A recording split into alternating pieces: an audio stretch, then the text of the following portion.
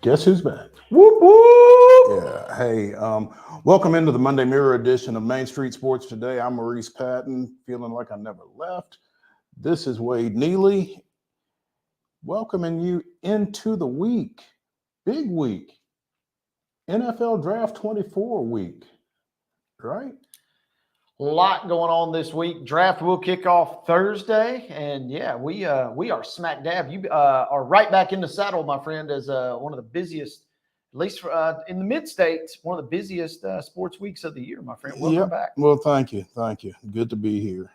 It's better than a lot of places. So yeah, it's good to be here.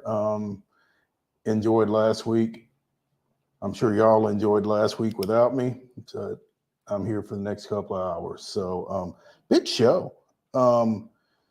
Excited to talk to friend of the show, NUBYJAS WILBORN, about the draft and to see if we have any more clarity on what the Titans are going to do with that 7th overall pick on Thursday night.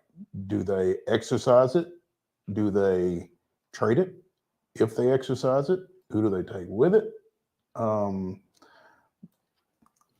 As I was leaving town, there was a name that it felt like it was picking up a little momentum that I didn't think would be on the board there, but as things seem to be falling, maybe it will. We'll talk a little bit more to NUBYJAS about that, though, in the second hour. In the next segment, we've got KIMMEL of Penalty Box Radio talking about 12 Seconds from Hell last night. And did you watch? I'm not gonna lie, I fell asleep before the third period. So when I woke, you were in good shape. When I went to bed, I was like, "Oh, this is pure bliss," and I woke up, as you said, to pure hell. Yeah. So we will talk to Ann and try to dissect that and see what happens next in Game 2 tomorrow night up in Vancouver. But also going to talk a little Braves, a little college basketball coaching changes. That came as a bit of a surprise over the weekend, I guess, and just whatever else we glom onto between now and 4 o'clock. So again, big show. Looking forward to this next couple of hours with the king of Pulaski over here, Wade Neely. So let's go ahead and get things started with this weekend's results and today's schedule on the rundown. This is the rundown. Monday Rundown brought to you as always by Zion Christian Academy. ZCA offers a faith-based, Christ-centered education right here in Murray County. Give them a call at 931-388-5831, or you can visit them online at zioneagles.org to schedule your appointment today. Zion Christian Academy, prepared for college, equipped for purpose. Friday baseball results at the high school level. Antioch with a 9-8 victory over Martin Luther King. Barron County, Kentucky defeated Westmoreland 12-2. It was Bradley Central 9, Wilson Central 2. Station Camp with a 17-6 win over Brentwood Academy. Clarksville Academy edged Friendship Christian 4-3. Cleveland on a classic 1-0 over Green Hill. Coffee County 10, Murfreesboro Central 2. Christ Presbyterian 10, Eagleville 4. Good Pasture with a shutout 5-0 victory over Donaldson Christian. Hendersonville edged Dixon County 3-2. Fayetteville with a 9-7 win over Culleoka. It was Forest 6, Watertown 1. Gallatin sweeps Gatlinburg Pittman 7-2 and 16-0. East Hickman with a 10-3 win over Hampshire. Hillsborough defeated Hunters Lane 22-0. Independence with an 8-7 win over Siegel. It was Laverne 6, McGavock 4. Houston with a 13-0 win over Mount Juliet. Davidson Academy defeated Mount Juliet Christian 10-0. Loretto 17, Mount Pleasant 8. Memphis University School with a 5-4 win over Ainsworth. Ezel Harding edged Nashville Christian 3-2. Farragut coming down from Knoxville and downs Nolensville 5-1. Ravenwood with a 10-6 win over Blackman. It was Richland 10, Zion Christian 0. Riverdale 3, Summit 2. Lawrence County with a 10-0 win over Rocket City of Alabama. Rockvale defeated Page in a shootout 12-10. Rossview defeated Beach 14-2. Oakland 12, Smyrna 1. Brentwood with a 7-3 win over Stewart's Creek. And Webster County of Kentucky 25. Kenwood, nothing. Ooh, a lot of runs in that one. To Saturday we go. Baseball scores continued here. Farragut 2, Beach nothing. It was Lipscomb Academy defeating Centennial 12-0. Clarksville a 14-9 winner over Houston. Cookeville 16-6 defeating Kirkwood on Saturday. It was CPA 6, Upperman 4, Eagleville 6-4 winners over Community.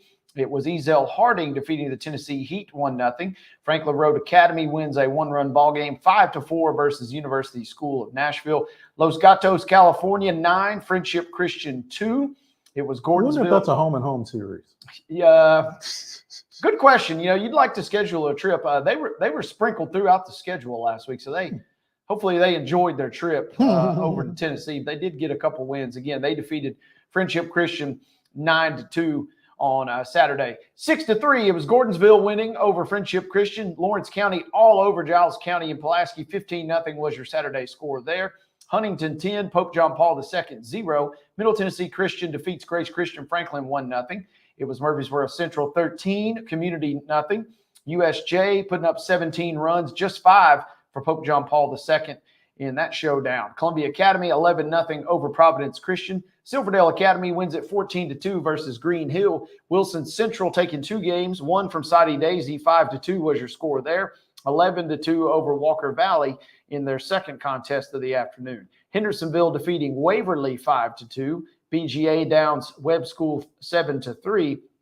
And a couple of close ball games. White House Heritage 5 over White House 4. One-run contest there. Zion Christian big win to cap Saturday's scoreboard in baseball action. They defeated Franklin Christian by the count of 9-4. Softball action on Friday. Page picked up a 7-2 victory over Blackman. Columbia Central blanked Lexington of Alabama 6-0, and then got blanked by Danville of Alabama 3-0. Zion Christian with a 3-2 win over Community. Community then defeated Battleground Academy 8-1. A lot of get back going on Friday. Eagleville with a 19-4 win over Huntland. It was Forest 5, Stewart's Creek 4. Nolensville 19, Franklin 5. Franklin Road Academy edged Middle Tennessee Christian 8-7. Loretto with a 6-5 win over Florence of Alabama. Loretto then fell to South Gibson 8-3. Faith Academy of Alabama defeated Oakland 5-4. Coffee County with a 3-2 win over Stewart's Creek. Thompson of Alabama 7, Oakland 1. Donaldson Christian 1, Walker Valley nothing. Walker Valley 2, Beach 1. Wayne County 4, Hatton of Alabama 3. Smyrna 10-0 over Wilson Central, and Zion Christian with a 2-0 win over Battleground Academy. On Saturday, it was Page defeating BGA 6-1. The Lady Wildcats come back for a 9-2 victory over Mount Pleasant. Columbia Central 5, East Lawrence of Alabama 4. Community 10, Mount Pleasant 5. Community 5, Page 2. Community 12, Mount Pleasant nothing. And Community 3, Page nothing. Columbia Academy with a 16-4 win over Grace Christian of Franklin. Loretto defeated Florence Central of Alabama 3-0 and defeated Winfield of Alabama 2-1 before falling to Lawrence County 3-2. Murfreesboro Central with a 3-2 win over Allen County, Kentucky. Austin of Alabama defeated Oakland 4-1. Oakland defeated Lawrence County of Alabama 7-1. Page with a pair of victories, defeating BGA 8-2 and Mount Pleasant 10-5. And finally, Rockvale with an 8-3 win over Riverdale. Boys soccer scores from the weekend. These are all from Friday. Siegel and Blackman playing to a 1-1 draw. Columbia defeated Spring Hill in that rivalry showdown 1-0. 0-0, your score goalless draw between NBA and CPA on Friday. It was another draw as Christian Brothers and Hendersonville battled to a 2-2 stalemate. Laverne 7, Valor Collegiate 3, Richland 3, Loretto 1. Murfreesboro Central defeated Marshall County in a higher scoring contest, I think, that a lot of folks would expect. 5-3 was your score there. Gallatin defeated Portland 4-1. Stewart's Creek knocking off Wilson Central 3-1. And Tullahoma gets a nice home victory versus Giles County 4-2 was your contest there. Major League Baseball scores on Friday. The Astros defeated the Nationals 5-3. The Braves knocked off the Rangers 8-3. Saturday scoreboard, it was the Nationals defeating the Astros 5-4. Braves winning over the Rangers 5-2. And then last night it was Washington 6, Houston nothing, and the Rangers knocking off the Braves 6-4. Minor league baseball scores. The Sounds take Friday's game over Omaha 3-2. Omaha bounces back Saturday with an 8-2 win, but the Sounds capping the homestand in style with a 7-3 win to close out the series Sunday. Once again, 7-3, your final Sunday night. As Mo and I mentioned earlier, and we'll get into a little bit later in this program, the Canucks picked up a big win last night in the opening round of the Western Conference Stanley Cup playoffs. It was 4-2 in favor of Vancouver. Saturday night scoreboard down in Miami. Inter Messi defeated Nashville. Messi did score twice in that game. 3-1 was your final score in MLS action. So it was Messi 2, Nashville 1. Pretty much, yeah. And Nashville led early, and then Messi did Messi things, as you might say. Baseball schedule today at 4 o'clock. Hunters Lane travels to Cane Ridge. Ooh, good luck. Getting from the north end of Nashville to Antioch? No, sir. That's bad scheduling. Overton is at Antioch at 4:30. That one will be a little easier. Also, Ezel Harding is at Goodpasture at 4:30. Martin Luther King goes to Lawson for a doubleheader beginning at 4:30 with the first game. Hume Fogg is at Maplewood. Franklin Road Academy is at University School of Nashville at 5 o'clock. Lipscomb Academy is at Bob Jones of Alabama. Trousdale County goes to Christian Community. Donaldson Christian is at Clarksville Academy. Mount Juliet Christian goes to Nashville Christian. Clarksville and Beach will play at 5:30. Not sure where. York Institute is at Watertown. Also, Clay County goes to Westmoreland at 6. Cornersville is hosting Santa Fe. Hampshire goes to Culleoka. Davidson Academy hosts Friendship Christian. Webb of Bell Buckle travels to Battleground Academy. Giles County is at Murfreesboro Central. Clarksville Northwest is at West Creek. Again, those are all 6 o'clock starts. At 6:30, Independence is at Centennial. Columbia Central goes to Manchester, taking on the Red Raiders of Coffee County. Providence Christian is at Columbia Academy at 6:30 tonight. Kenwood is at Dixon County. Middle Tennessee Christian goes to Grace Christian of Franklin. Mount Pleasant is at Hickman County. Lawrence County hosting Franklin County. Hillsborough travels to McGavock. Eagleville is at Moore County. Page hosting Brentwood. Nolensville is at Ravenwood. Kirkwood goes to Rossview. Clarksville Northeast is at Springfield. Spring Hill hosts Shelbyville. Those are all 6:30 games. At 7, Creekwood is at East Robertson. White House goes to Macon County. Mount Juliet hosts Liberty Creek. Station Camp is at Portland. And time unknown on Summit at Franklin. Check your local listings on that show down there. Softball schedule for today, beginning at 4 o'clock. Clarksville Christian traveling to Christian Community. Macon County will visit Station Camp. 4:30 showdowns between DCA at Davidson Academy. A doubleheader at 4:30 will take place. Mount Juliet Christian at Goodpasture. Other 4:30 contests include Clarksville Academy at Nashville Christian. Hume Fogg is at St. Cecilia Academy. 5 o'clock games now. Lewis County is at Columbia this evening. Ezel Harding traveling to Friendship Christian. Springfield is at Joe Burns. Whites Creek at Lawson tonight beginning at 5. Loretto traveling to Hohenwald to take on Lewis County this evening. Wayne County will be at Mount Pleasant. Brentwood traveling up to Nolensville. It was Wilson Central over at Ravenwood tonight. McEwen at Santa Fe. Spring Hill will be at Shelbyville tonight. Santa Fe will be at Richland. So scratch that McEwen game from just a moment ago. Rewind the tape, folks, and just forget what I said. Santa Fe will be at Richland tonight at 5 o'clock. That game can be heard on Pulaski Citizen Live. Check PCL socials to find a broadcast link there. Ravenwood will be at Summit at 5 this evening. Gallatin is at Westmoreland. Greenbrier is at White House. 5:30 contest tonight. Summertown is at Forest. Lewis County is at Murfreesboro Central Magnet. East Robertson at Bowling Green. 6 o'clock now. It's Eagleville at Coffee County. Independence at Marshall County. Webb School at Columbia Academy.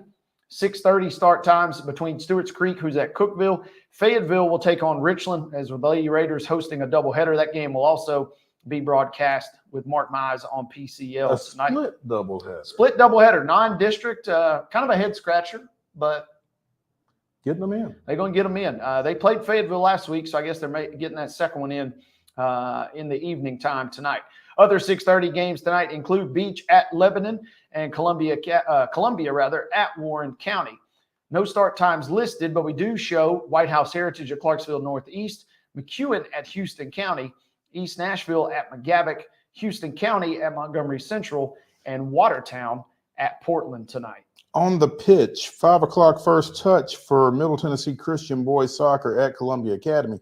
Also at 5, Nashville Christian is at Davidson Academy. At 6, Mount Juliet Christian travels to East Robertson. Clarksville Academy is at Greenbrier, and Hillsborough hosts Brentwood Academy. 7 o'clock start for Portland at White House. And at 6:20, you can see it on Valley Sports South. The Marlins come into Truist Park to take on the Braves, and we will talk more about that later in the show because there will be a familiar face on the bump for the visitors in that one. That is your rundown.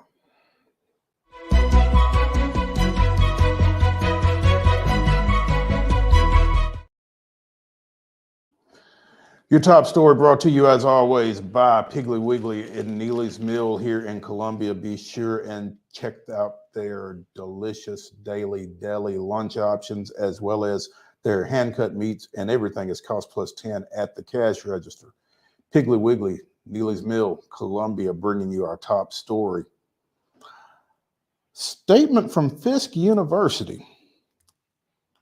Coach Anderson has stepped down from his position after 5 seasons with the program. We appreciate his contributions to the Fisk University men's basketball team and wish him well in his future pursuits. Fisk University will conduct a nationwide search for a new head coach. We are committed to finding a leader who will build upon the program's foundation and achieve continued success on and off the court. Coach Anderson, being former Georgia Tech standout and former NBA point guard Kenny Anderson, proud of New York City. Yeah. Friend of the show as of a couple of weeks ago. Yeah. We had him on the night of the the afternoon ahead of the NCAA National Championship game. And he predicted that UConn would win by, 15? Mm-hmm. And they won by 15, I think it was. 15, 12? Yeah, the big... Pretty decisively. Pretty decisively, and you're right. He was just on our program just a couple of weeks ago. We were just getting to know Coach Anderson. Looking forward to a long relationship. Clearly. So the next, I hope that didn't have anything to do with us. I hope not. First and foremost, all this means hopefully is just the next time he appears, he'll just have a different role or different title. There we go. Anderson does depart Fisk, 43-95 overall record, 25-34 in GSAC play. And as you mentioned, 15 seasons in the NBA, including a All-Star appearance in 94. From a profile standpoint, you can't really get much better than what Fisk had there.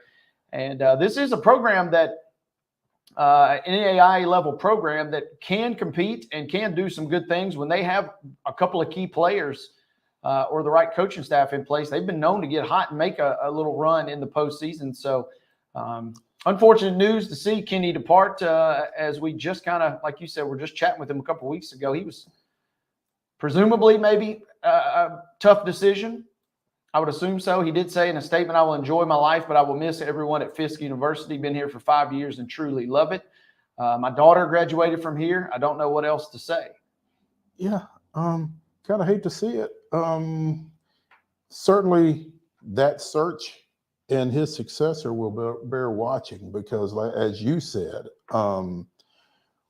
you don't run across too many folks with the profile of a Kenny Anderson. And so how Fisk addresses that from that perspective in particular will be worth keeping an eye on. So we will do that. Worth noting real quick, that was his only head coaching stint of any major significance. Right. So curious to see, does he continue coaching, or was that kind of a one-off, or what happens with Kenny? Yeah, it will. I mean, it was really kind of interesting at the onset, So who knows? When we come back to the Lee Company studios here on Main Street Sports Today, presented by the Tennessee Orthopedic Alliance of Columbia, we will be joined by Ann Kimmel of Penalty Box Radio. She's going to tell us what happened last night because I'm still not sure. So stay tuned after this break.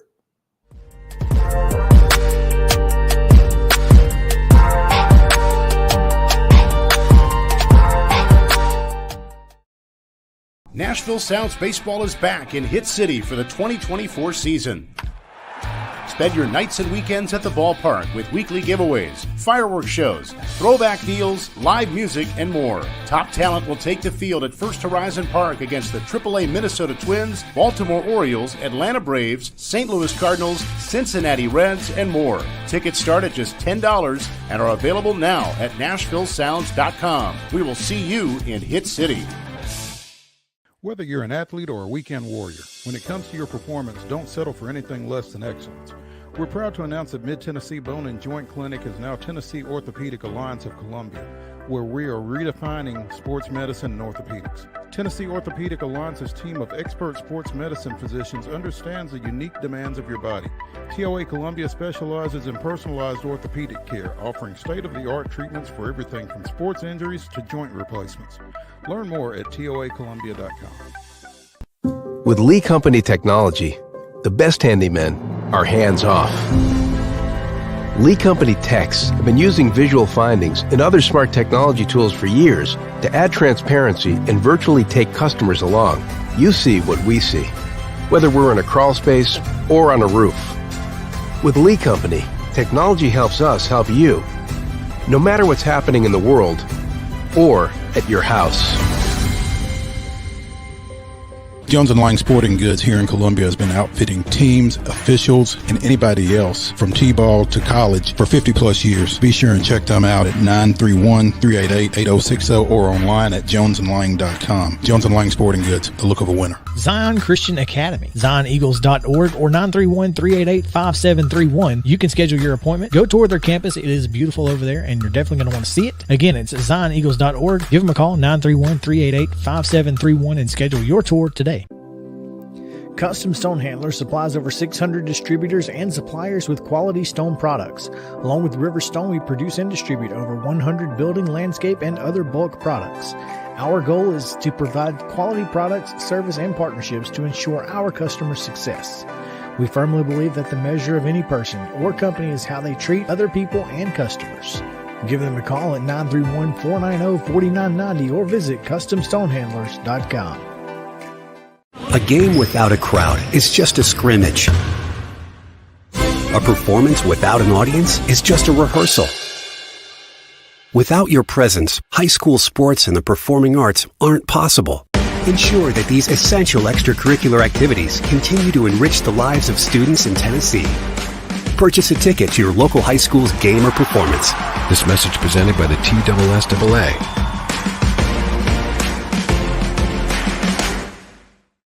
Piggly Wiggly, located in Neely's Mill Shopping Center, is Columbia's locally owned and operated Cost Plus 10 grocery store dedicated to serving the community with low prices and smiling faces. Piggly Wiggly offers fresh, hand-cut meats daily as well as daily hot plate lunches from their deli counter. You're certain to see smiling faces and a helping hand when you're here at Piggly Wiggly. Come by and check out our fresh produce, high-quality meats, and more. Down home, down the street, we'll see you at the Pig.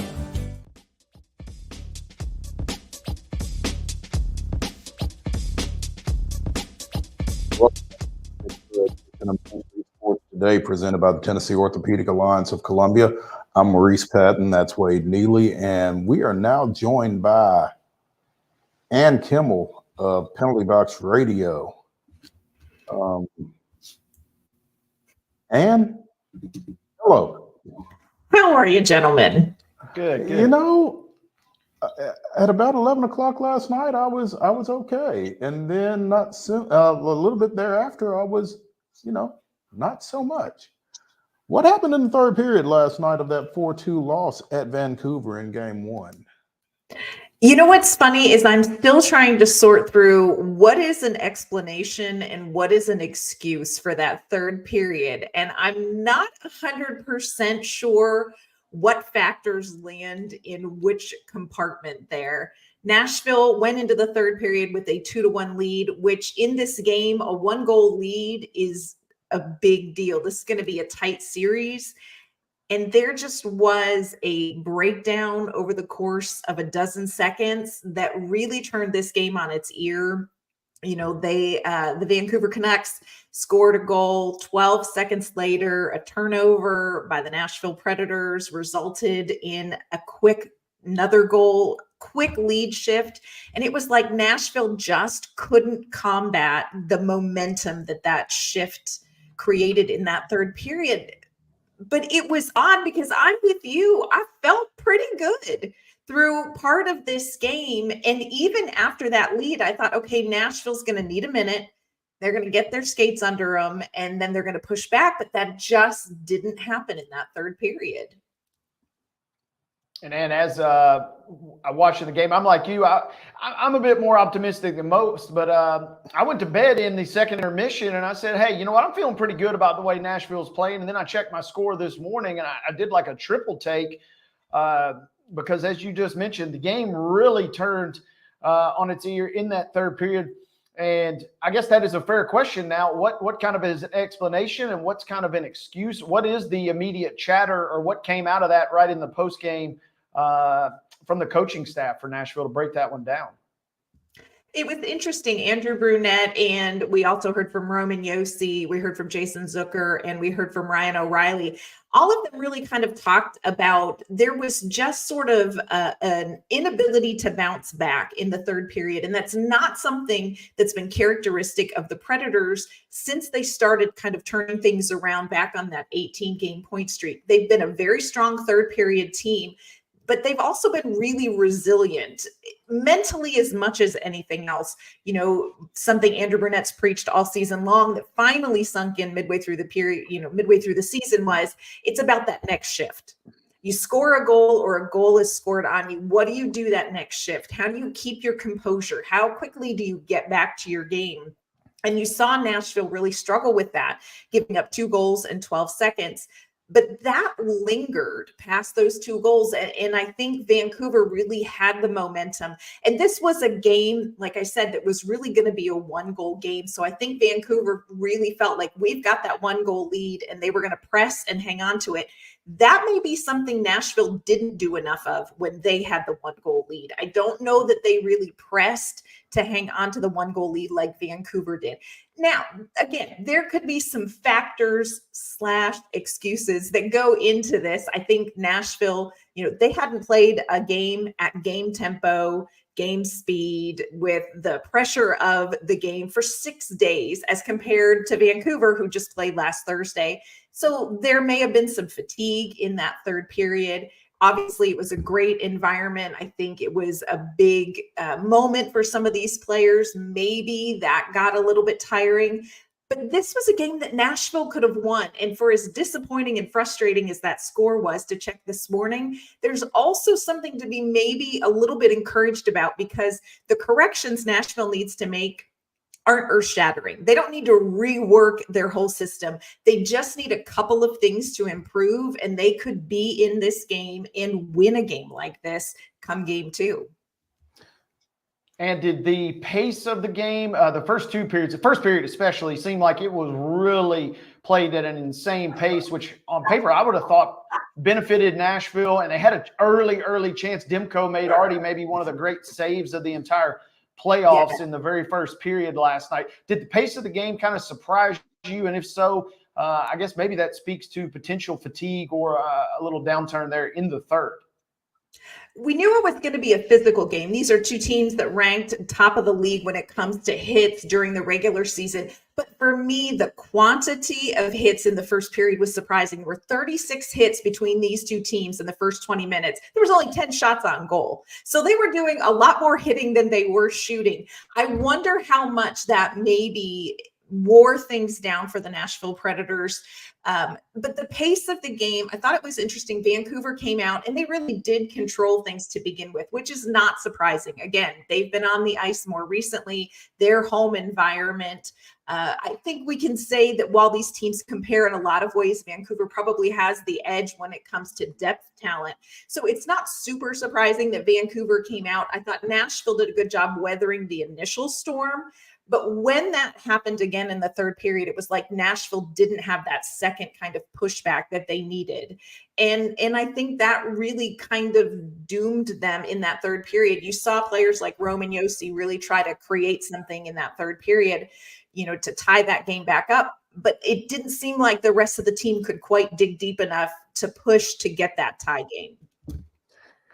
And KIMMEL with Penalty Box Radio joining us here on Main Street Sports Today, presented by TOA of Columbia. And you mentioned the end of the regular season schedule. Nashville played their last regular season game on Tuesday, Vancouver a couple of days later. And it was odd to me because I was away from a lot of communications last week, but I was trying to figure out when the playoffs started, and I kept seeing regular season games going on Wednesday and Thursday, and it's like, what is going on? How you don't want to use that as an excuse, like you said, but it's tough to replicate live playoff hockey, for the period of time that Nashville was off between the end of the regular season on Tuesday night and game one last night. I mean, and again, I get excuses and reasons, but this may be more of a reason than an excuse here. I agree with you. I think that's a valid factor. And it was something that Andrew Brunette had mentioned between the regular season ending and traveling to Vancouver. He said, this is the thing that keeps a coach up at night. How do you manage this much time off with the team? People will say, hey, the benefit is you have players getting rest. Well, that's great and all. But like you said, you don't replicate game speed. You don't replicate game intensity in a practice. I will say this, the practices that Andrew Brunette held here in Nashville that I attended before they flew to Vancouver, they were kicked up a notch. He really was playing a lot of, doing a lot of intense drills with the team. They did a ton of skating at the end of practice. So the practices were more intense. But again, practices are not games. Practices are not game pace. They're not game intensity. And I do think that Nashville really had to work some rust and dust off with that huge long break. Now, quick turnaround. We've got a game Tuesday night. I think it's going to be very interesting to see how Nashville bounces back. It's something that they've done well. And I think hearing from Andrew Brunette, Roman Josi, Ryan O'Reilly last night after the game, they feel like we know what we need to do to turn the page quickly. We're going to focus on cleaning up some things and be ready to go Tuesday. I'm more optimistic about a quick turnaround of the Preds getting back on the ice than I think I was with them having almost a week away. And coming out of this game, who do you feel good about from an individual standpoint from Nashville, and who maybe already gave you a little cause for concern after just one game? Yeah, fair question. I think two players that I want to kind of holler out, and while they may not have been big on the stat sheet, I think their performance in the game last night is worth noting. Two young players, Luke Evangelista and Spencer Stastny. Luke Evangelista was out there generating a lot of offensive chances. He's a player who could be an X factor for the Nashville Predators. They've really got to come up with some players who are going to combat what Vancouver's depth can do. And Luke Evangelista is a young player who can do that. So I felt like the moment didn't look too big for Luke Evangelista. I think we saw a very similar game from him that we saw at the end of the regular season. Spencer Stastny, young defenseman playing in his first NHL playoff game against very good players on the Vancouver Canucks. And I thought he showed his speed, his hockey IQ. He is ready for those big moments. I thought he had a couple of really important plays. When it comes to players I'm worried about, I can't believe I'm saying this, but hey, Philip Forsberg, Like, this is the guy. You know, if you want to win big games, you need your best players to be your best players. Philip Forsberg just didn't have the puck on his stick enough last night, didn't generate very many offensive chances. He only had 3 shots on goal. That top line was outshot 4-1 when they were on the ice. They were in the D zone too much. You want to see Philip Forsberg get the puck on his stick and get some offensive pressure going. Also want to see UC Saros maybe take it up a notch. I thought he played fine, but when it comes to the playoffs, your goaltender has to be great. And you want to see UC Saros come back in Tuesday night and really make some of those great saves. Now, it will help if the defense doesn't hang him out to dry 12 seconds after a goal. But I do think Forsberg and UC Saros, those are 2 players that you want to see take it up a notch in this game too. And that will really make things more difficult for Vancouver. And Nyquist limped off the ice late last night. Any word on what that was about or any concern as far as that goes? You know what? It was one of those moments that makes your stomach sink to see him. He wasn't putting pressure on his one skate. You thought, oh my gosh, if Nyquist goes down, what happens? Great news, equipment failure. We'll take an equipment failure every day of the week and twice on Sundays. His skate blade had come off. They got him off, took him down the tunnel, made a real quick adjustment, and he was able to finish the game. So we don't think there was any sort of injury. We're thinking it was just equipment. Okay, I did not notice him return to the game. So okay, that is good news. That's great news, actually. And KIMMEL, Penalty Box Radio, joining us here on Main Street Sports today, shedding a little light on the Preds' 4-2 loss in Game 1 of the Stanley Cup playoffs and what to look for tomorrow night as they try to get things even before they come back to Bridgestone. What's that, Thursday night, Friday night? When is Game 3? Friday. Were you able to get tickets or what? Sore subject. No. Oh. Man, I tell you what, I can get tickets. Just got to pay a little more than I wanted to initially. So very true. There's still a decent chance, but yeah, it's just going to cost me a few more shekels on Friday night. Hey, and real quick, I wanted to also ask you, watching the game, I'd only seen highlights and obviously kept up with how fantastic Quinn Hughes has been throughout the course of the season. But can you just put into context just how dominant this guy is? Who he logged a ton of minutes in the first period, especially. Is Vancouver at a massive advantage with having a guy like that being able to kind of hold things down as a 2-way defenseman there?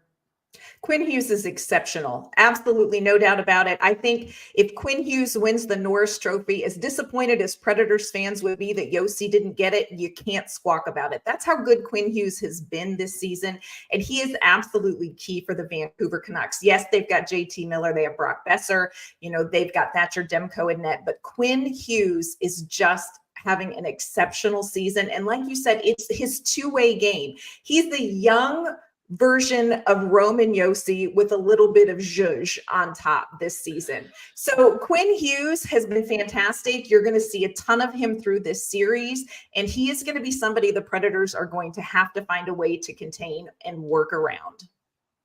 So it sounds like a question of just dealing with him rather than attacking him and hoping he makes a mistake, it seems like at this point. I think at this point, it's going to be very hard to see Quinn Hughes make a mistake that's going to be a game-changing mistake. Just that is how complete his game has been this season. But if you can contain him, if you can kind of keep him off the score sheet, and if you can work around him offensively, that's going to be Nashville's best chance. This is somebody you have to win despite him being on the ice. You're not going to win because he's on the ice.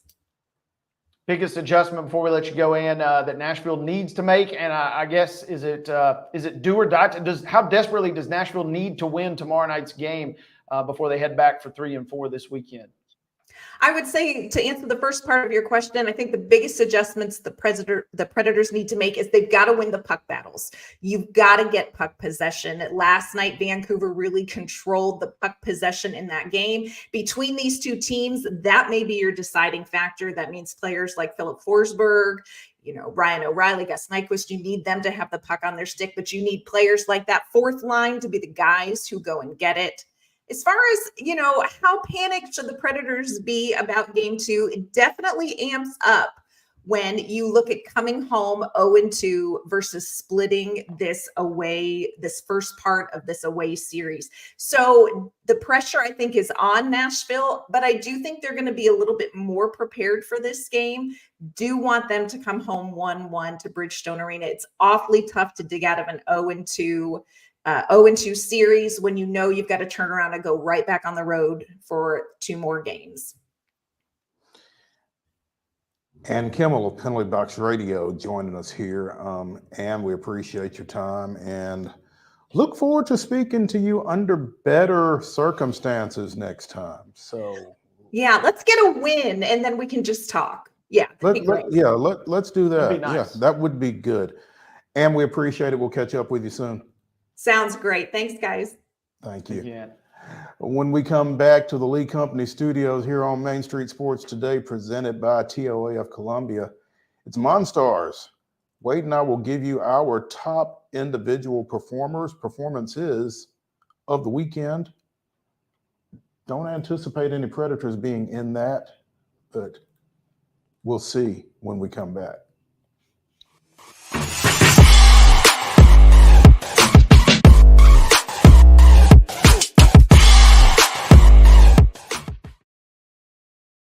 Whether you're an athlete or a weekend warrior, when it comes to your performance, don't settle for anything less than excellence. We're proud to announce that Mid-Tennessee Bone and Joint Clinic is now Tennessee Orthopedic Alliance of Columbia, where we are redefining sports medicine and orthopedics. Tennessee Orthopedic Alliance's team of expert sports medicine physicians understands the unique demands of your body.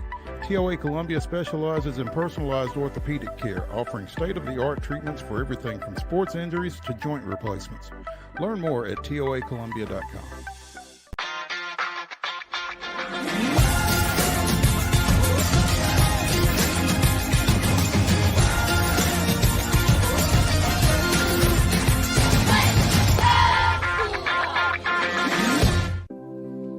Custom Stone Handler supplies over 600 distributors and suppliers with quality stone products. Along with River Stone, we produce and distribute over 100 building, landscape, and other bulk products. Our goal is to provide quality products, service, and partnerships to ensure our customers' success. We firmly believe that the measure of any person or company is how they treat other people and customers. Give them a call at 931-490-4990 or visit CustomStonehandlers.com. Nashville Sounds Baseball is back in Hit City for the 2024 season. Spend your nights and weekends at the ballpark with weekly giveaways, fireworks shows, throwback deals, live music, and more. Top talent will take the field at First Horizon Park against the AAA Minnesota Twins, Baltimore Orioles, Atlanta Braves, St. Louis Cardinals, Cincinnati Reds, and more. Tickets start at just $10 and are available now at NashvilleSounds.com. We will see you in Hit City. With Lee Company technology, the best handymen are hands-off. Lee Company techs have been using visual findings and other smart technology tools for years to add transparency and virtually take customers along. You see what we see, whether we're in a crawl space or on a roof. With Lee Company, technology helps us help you, no matter what's happening in the world or at your house.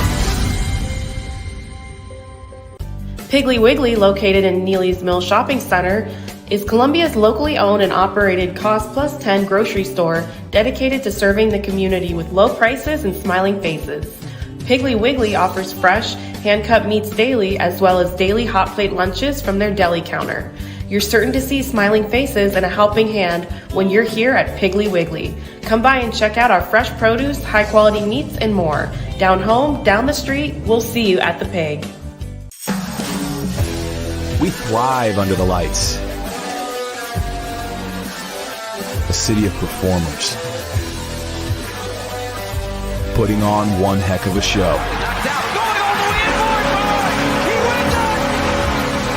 Headlining night after night. Welcome to Smashville.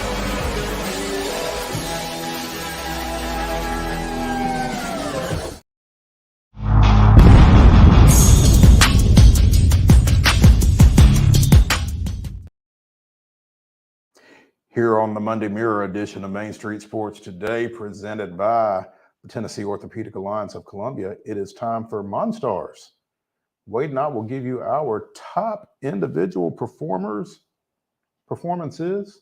of the weekend. I think I've got some good ones. Let's see what you got. There's going to be a couple good ones, and let's see. I'm going to start things off. This is kind of like Top 5 Tuesday, so there's a little bit of a draft element here, but I think there's enough great performances to celebrate, to go around. But Mo, how about the effort yesterday from none other than Damian Lillard of the Milwaukee Bucks? I love this performance for a couple of reasons. Number one, without Giannis, a lot of folks counting the Bucks out in this series as they put on a little bit of a whooping, as a matter of fact, as it were, versus the Pacers yesterday. But Lillard goes for 35 points. Do you know how many he ended the basket? He went for 35 in the first half. Do you know how many he ended the game with? At one time, late in the ball game, he's still sitting on 35. Ended the game with 35. So take that for what you will. But Damian Lillard puts on a first half for the ages. It was the second most points scored ever in the first half, at least in the modern era, trailing only Kevin Durant, who had 38 back in 2019. And he said, "This is why y'all brought me here." And they looked more impressive than I thought they certainly would in the postseason. And I'm going to go out on a limb. If Damian Lillard scores 35 points in the first half of the rest of their playoff series versus the Pacers, I like their chances. I like their chances. I'd like them better if he'd score something in the second half. Not even a free throw. I mean, that blew me away. I think I saw at some point that the previous record for most points scored in a first half to go scoreless in the second half was 31. So he's the new.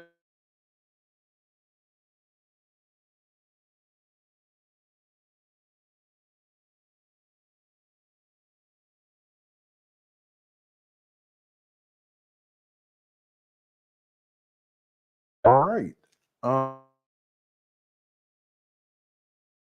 Early look like, but you know, one of our mottos here on Main Street Sports today is from preps to pros. Two-time defending Division IIA high jump state champion Griffin Cooper went 6'8" at the Volunteer Classic this weekend up in Knoxville. He won it.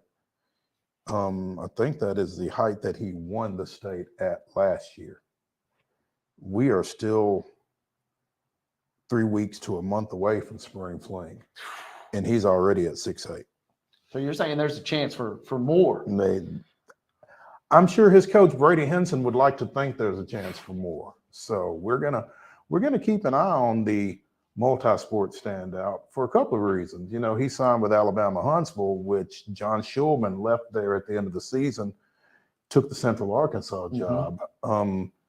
Think Griffin's going to stay? They made a hire here not too long ago, and it'll be interesting to see. Hopefully that will continue, but he's going on a basketball / track and field scholarship. Wow. He's going to do both at the Division II level. So looking forward to seeing him. That is eye-popping stuff. And like you said, still got a chance to get ready to tweak a few things. He's already at 6'8", and tweaking at 6'8" that's a pretty good place to be. So that is mind-blowing. Spring fling could be fun. Second MON-STAR, hold the booze, watch your fruit. But I got to give a few flowers, and only for these stats that I'm going to give you folks. And it's a tag team. You know, Yao had Cody Rhodes from WWE on a couple weeks ago on his MON-STARS. I'm going to go with the tag team of JT Miller and Quinn Hughes from last night. Listen to this, Mo. Miller and Hughes, in the first period, they accounted for 4 minutes and 54 seconds together, which is a crazy amount of ice time alone. But during that stretch, they outshot the Predators 9-1. Out-attempted the Predators 9-1. They outshot them 6-0. But this was the stat that blew my mind. I don't know necessarily, I'm not a huge hockey whiz, but there's a stat called expected goals. 99% to 1% of expected goals when those guys were on the ice were in favor of the Canucks. So Zan just told us these two are making a dynamic effort. It certainly proved useful last night for the Canucks. The article on The Athletic here says that's essentially throwing a perfect game while those two are out there. So if the tandem of Miller and Hughes are out there, it's going to be real hard for the Predators to score, I guess is the simplest way to put it. So I got to give them a little bit of a shout out from last night. All right. From preps to pros, there's typically some college stuff in between. Mm-hmm. Kavaris Tears, former Columbia Academy standout, went 5 for 12 in Tennessee's 3-game series up at Lexington against the host Wildcats this past weekend. 5 for 12, scored 5 runs, drove in 4. Pair of home runs, 1 in each of Tennessee's 2 victories, the 9-4 win on Saturday and the 13-11 win yesterday. I think UT hit 5 home runs on Saturday. The 2 teams combined for 10 on Sunday. I mean, and you know, you've been around college baseball. That game 3, the arms get a little dicey. See who we got. Who's left? Johnny Holstaff, as they like to say. But yeah, for the year, Kavaris hitting .381, 13 home runs, 34 ribs, and a team-leading 51 runs for the 33-7 balls. Good night. Yeah, that's out of the 4 spot. Putting on a show for a lineup, as we've seen, is putting on a show. Absolutely.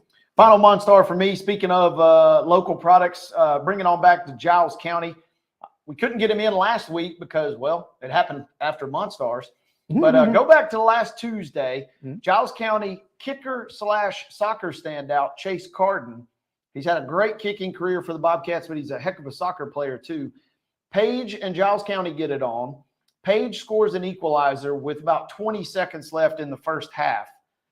And I told Chris Yao on air last week, I was so upset with myself because I straight up botched the call. But they tapped the ball back into play, and Carden runs from the kickoff, lobs one in from mid-pitch to put Giles County back on top 2-1. So Carden boots one in, showing off the leg, and just completely had everybody in the park stunned as Chase Carden Sr. for Giles County had a goal for the ages. I'm working on the highlight. We'll tweet that out for Main Street Sports today because Chase Carden had a goal for the ages. I'll go Lazo, as the soccer nerds would call it last week. That's impressive to see, too. From the kickoff. Yeah. And I told I said I was glancing at my notes, and he said, well, yeah, everybody in the right mind would have been glancing at their notes. You don't expect. You're at midfield. You're at midfield, and they just tapped it right back to him, and he just boots one straight into the net. So Chase Carden, shout out for my final MON-STAR of the week. What I always find fascinating about that, because Columbia Central hit one like that either last year or the year before.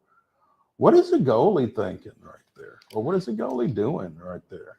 And you got plenty of time to react to it. Just misread it or what? The bad parts, and I won't throw too much shade, but Page did have a goalkeeper injury, so was the backup at that point. He was out of position, but you want to talk about a helpless feeling. He is literally running and looking, and then he's like, at some point he just gave up. Yeah, at some point just gave up and said, there ain't no way I'm getting this. I'm not going to get there. Tough break for Page. The game ends 2-2 because, of course, well, soccer. But Giles County, Chase Carden with a great goal last Tuesday night. You know, we talked, and we'll talk some more about the Brave series with Texas over the weekend, but this guy deserves a little talk by himself.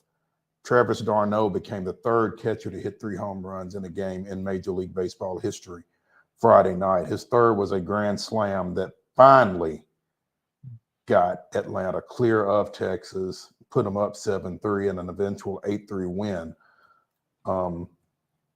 But wait, there's more. Oh, okay. Because on Saturday night, d'Arnaud goes yard again. He was 4 for 6 in 2 games, came off the bench last night. No, I'm sorry, he was 4 for 5 in 2 games, came off the bench last night and flew out. But 4 or 5 at bats in the first 2 games, all 4 home runs. 8 ribs, 5 runs scored.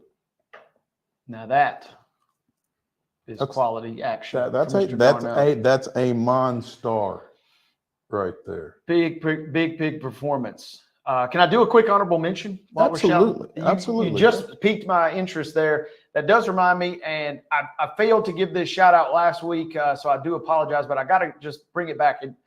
remember those numbers you just kind of rattled off. Former Giles County Bobcat Coleman Sinyard, he's a catcher at UT Southern now. He was named the Southern State's Player of the Week. And I didn't get to go to the game, so I'm saying, okay, well, what did he do to get Player of the Week? 2 games, he's the catcher, so he sat 1 game. 2 games, he hit .625 and slugged 1.75 with 3 home runs and 11 RBIs. But the kicker, he homered at the end of game 1, and then his next 2 at-bats in game 3 of the series were both dingers, including a game similar to Darno where his grand slam on the 3rd home run blew the game open in favor of UT Southern. I apologize, Coleman, for not getting him in last week. Hopefully we can slip in that honorable mention there. He's featured in this week's Pulaski Citizen. Better late than never. Yeah, man. And like you said, weekend series, that last game, you never know who's out there throwing, but Coleman was letting them fly. He had still got to put a good swing on it. Got to put it 3 homers in a row. I mean, that's solid. At what point do you stop pitching to him? Right. That's what I'm wondering. But also, I'm wondering if your coach. The good news for him, it was games 1 and 3, because if it had maybe it had a chance to forget about it. Yeah, I think so. Because if I'm Coach Mitch Hill for UT Southern, and I know you want to rotate your catchers in here and there, but I'd have a hard time sitting that guy. There was some question after Saturday night's game. In fact, friend of the show, Brandon Gauden, the play-by-play announcer for the Braves on Valley Sports, and CJ Nitkowski, they were kind of kicking it around whether or not Travis Darno would be in the lineup tomorrow night, in light of the way he had been swinging it in the first 2 games of the series. He did sit. They did lose. So I'm not saying. I'm just saying. And that's always an interesting phenomenon, right? Because obviously the catching position is, depending on your managerial style, way more important defensively and for other things than it is your hitting. But when a guy's swinging that out of a bat, it makes you wonder, right? And I think, had it been a day game yesterday, then I think that decision would have pretty much been a no-brainer to sit him a day game after a night game. But the fact that they were playing Sunday Night Baseball on ESPN, I think probably put it in play a little bit more whether or not he would play. Now, again, he didn't. So guess he'll be back in the lineup today against Miami, and we will talk more about that when we come back to the Lee Company studios here on Main Street Sports Today, presented by the Tennessee Orthopedic Alliance of Columbia. Stay tuned for hour number 2.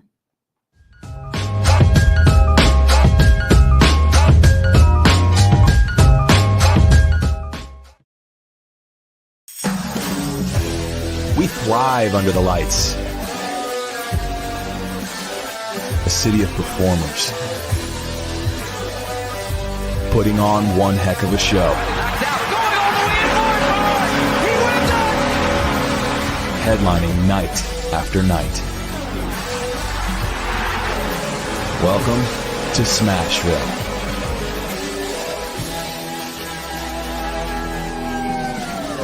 Whether you're an athlete or a weekend warrior, when it comes to your performance, don't settle for anything less than excellence.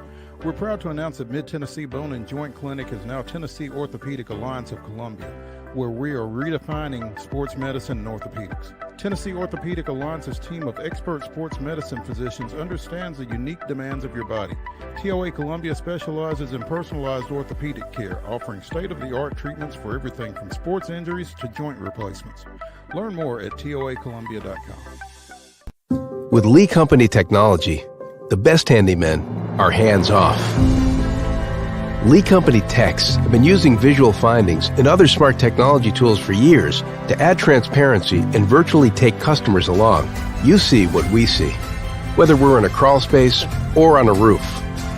With Lee Company, technology helps us help you, no matter what's happening in the world or at your house.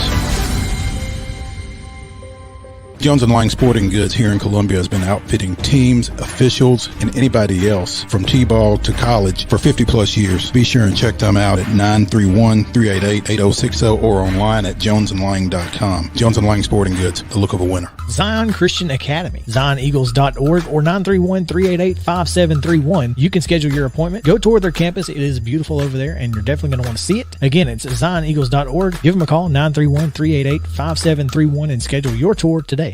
Piggly Wiggly, located in Neely's Mill Shopping Center, is Columbia's locally owned and operated cost plus 10 grocery store dedicated to serving the community with low prices and smiling faces. Piggly Wiggly offers fresh, hand-cut meats daily as well as daily hot plate lunches from their deli counter. You're certain to see smiling faces and a helping hand when you're here at Piggly Wiggly. Come by and check out our fresh produce, high-quality meats, and more. Down home, down the street, we'll see you at the Pig. Nashville Sounds Baseball is back in Hit City for the 2024 season. Spend your nights and weekends at the ballpark with weekly giveaways, fireworks shows, throwback deals, live music, and more. Top talent will take the field at First Horizon Park against the AAA Minnesota Twins, Baltimore Orioles, Atlanta Braves, St. Louis Cardinals, Cincinnati Reds, and more. Tickets start at just $10 and are available now at NashvilleSounds.com. We will see you in Hit City.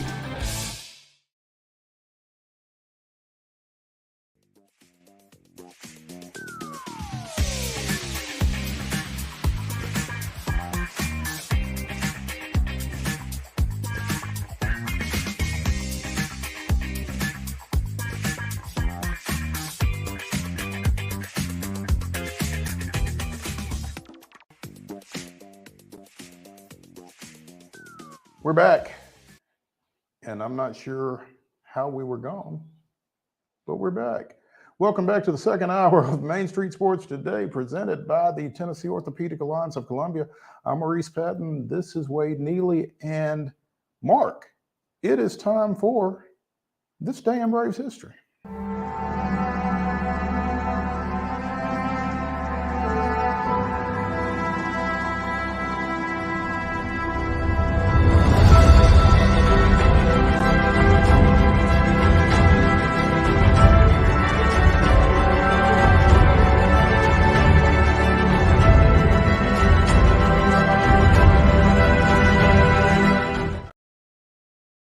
April 22nd, 1966, swept by visiting Pittsburgh in a two-game series to open the season. The Braves get their first ever victory in Atlanta with an 8-4 win over the Mets, jumping out to a 5-0 lead early and getting a 4-inning save from Billy O'Dell to move to 5-4 on the year.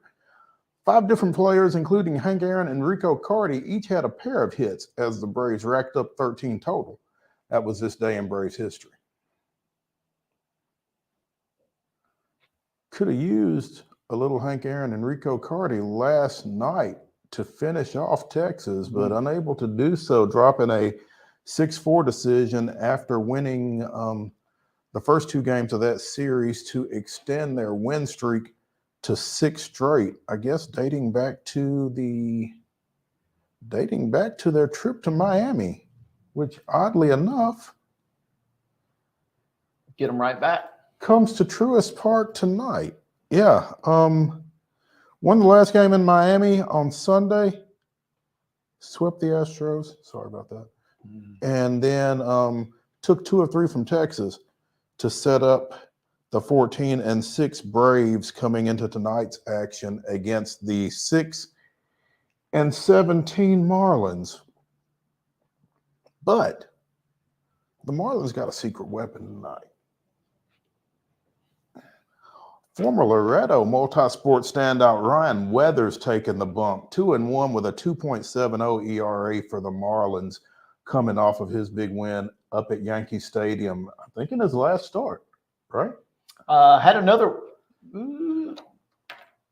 I take it back. Yes, that's right. I'm pretty sure because he was supposed to pitch over the weekend in Wrigley Field, and that got pushed back for some reason. Well, there we go. Hence the start tonight. Hence the start tonight. So, I'm not saying, I'm just saying I'll be interested to know how many people are in Loretto tonight around 6:20. It's not a hard trip from there to Atlanta. Make a quick little jaunt over. A little down and back. I take that back, Mo. Is last Tuesday he did. How could we forget? He struck out 10 in the win versus the Giants last week. Oh, so that's right. He's on a bit of a heater right now as he comes into Atlanta he's won tonight. back to back. Ooh, Yep. Yeah, he had that big win against the Giants. Yeah, so yeah, on a little bit of a roll. That, and with a couple of guys in that Braves lineup, Austin Riley and Matt Olson, who are, kind of going through it a little bit right now. So one of those a lefty. Ryan Weathers a lefty.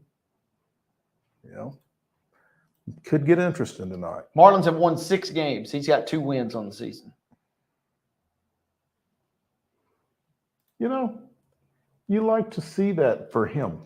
I mean, because he never really got a chance to get his feet under him in San Diego, I don't think. And so I think that trade mid-year last year was good for him to just, Chris doesn't like the change of scenery phrase necessarily, but sometimes you need different people seeing you. Sometimes you need to see different people, hear different voices, that kind of thing. And maybe the voices that he's hearing these days are a little bit more supportive than the ones that he was hearing. Yeah, and, I'm already looking a couple steps down the road without knowing his contract info off the top of my head. Miami, as we just mentioned, they're cellar dwellers.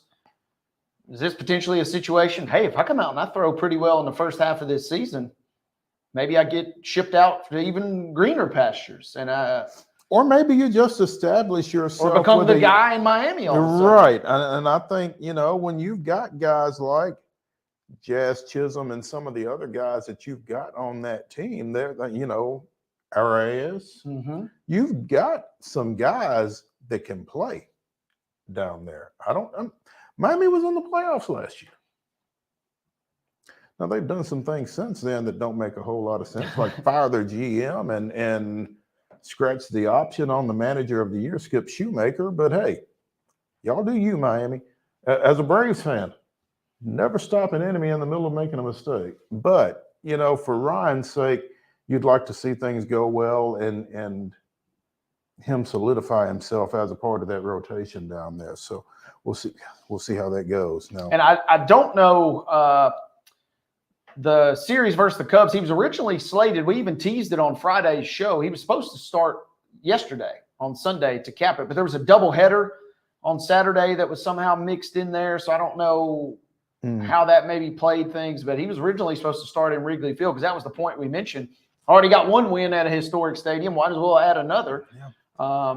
No offense to Truist Park just yet, but I mean, it ain't getting there just yet. But Wrigley Field, yeah. Truist Park, yeah. So it'd be cool to have seen that. But obviously, we'll keep our eyes on what happens in this one. And obviously, the cool part as a Braves fan, if you're sitting here watching this with ties to Ryan Weathers, 2 things can be true at once. He can have a good game, and Atlanta can still win, and that would be the perfect scenario. Maybe throws 7 innings and looks great, and then the bullpen just mysteriously falls apart. Well, the one phrase that I have been relying on a lot about this Braves team this year is late offense.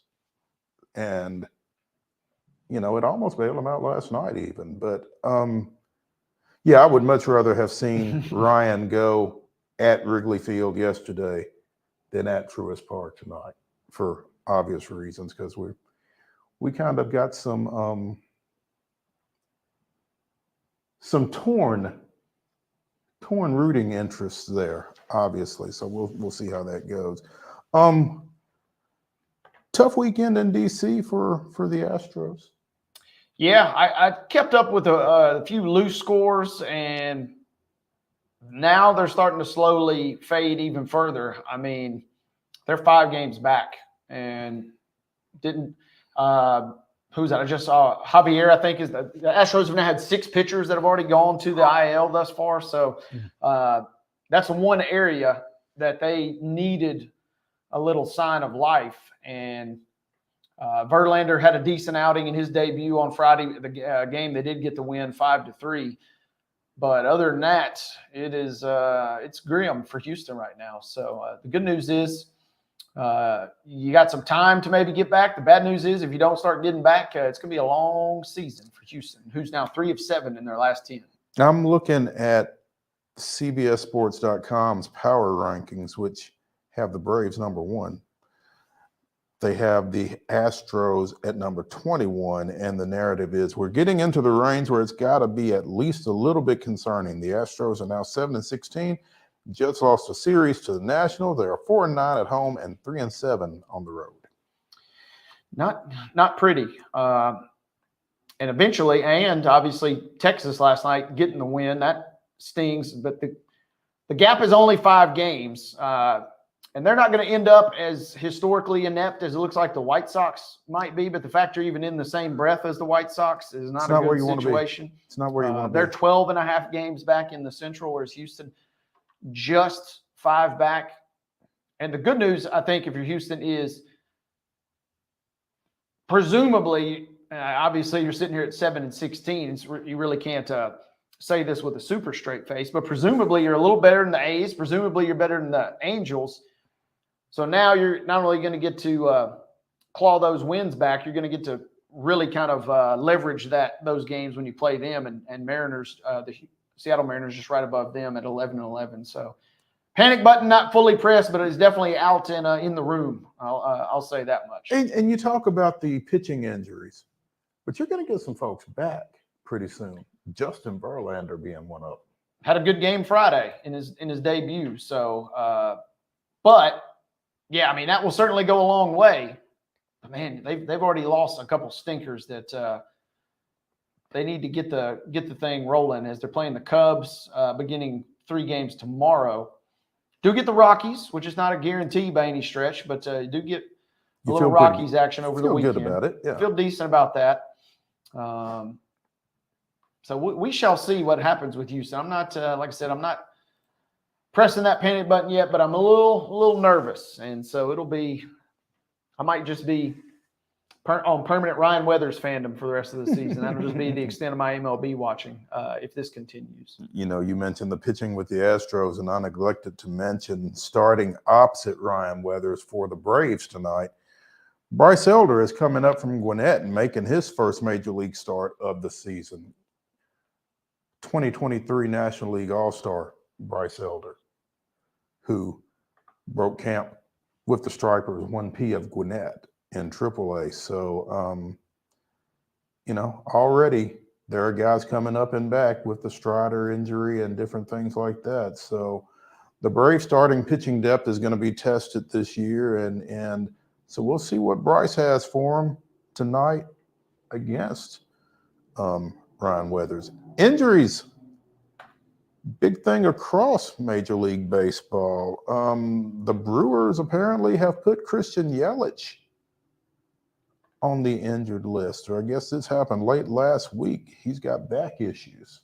And this is, you know, a little bit of a thing here because the Nashville Sounds are the AAA affiliate of the Milwaukee Brewers. So apparently the Brewers called Owen Miller up from Nashville to take Yelly's spot. You know, we talked to Rick Sweet a few weeks ago down at First Horizon Park, and he mentioned that, you know, there's some flexibility in the outfield, and with a couple of utility guys that you're going to see them kind of flex some of that, you know, and it's being tested, I guess, with Yelich being out. Miller last year hit .261 with 5 home runs in 90 games for Milwaukee, playing all over the field, first, second, third, left, and right. When he left the Sounds last week, he was hitting .353 with a .414 on base percentage. So hopefully he goes up there and stays hot and helps them. So some things to keep an eye on at the major league level. Anything else jump out at you? in MLB? Because again, I was gone. Yeah, no, I'm pulling up the Astros injured list, and it's not pretty. One? Yeah, it's lengthy and it ain't pretty. So I'm just gonna keep on moving right along, as it does not look good at the moment. Well, there's good news coming out of Atlanta. You know, they've had, in addition to Strider, obviously, Sean Murphy had the hamstring, and I'm not the hamstring, the oblique injury that still got him down.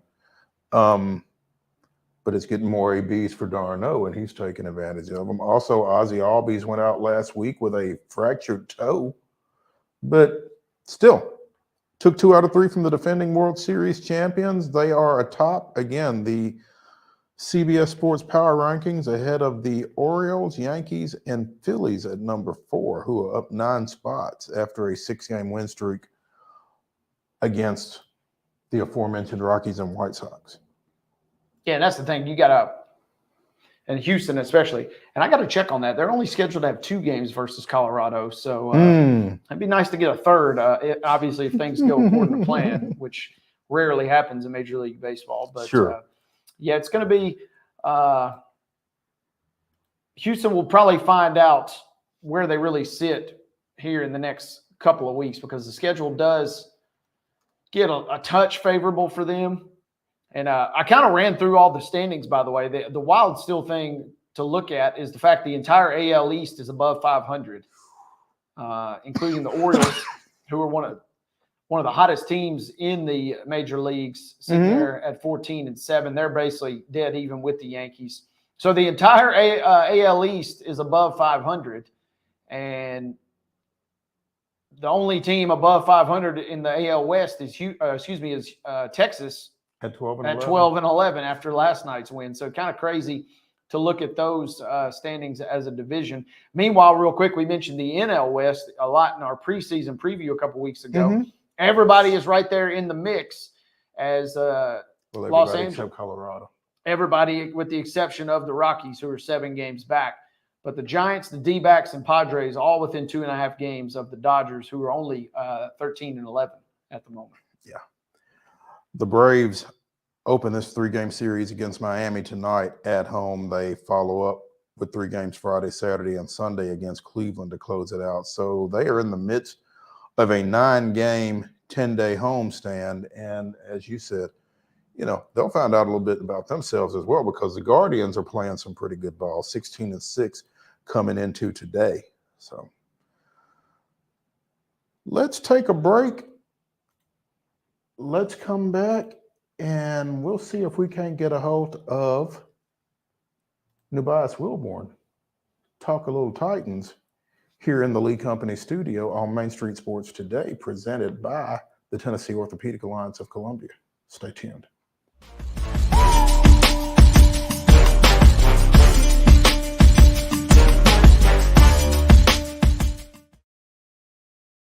Whether you're an athlete or a weekend warrior, when it comes to your performance, don't settle for anything less than excellence. We're proud to announce that Mid-Tennessee Bone and Joint Clinic is now Tennessee Orthopedic Alliance of Columbia, where we are redefining sports medicine and orthopedics. Tennessee Orthopedic Alliance's team of expert sports medicine physicians understands the unique demands of your body. TOA Columbia specializes in personalized orthopedic care, offering state-of-the-art treatments for everything from sports injuries to joint replacements. Learn more at toacolumbia.com.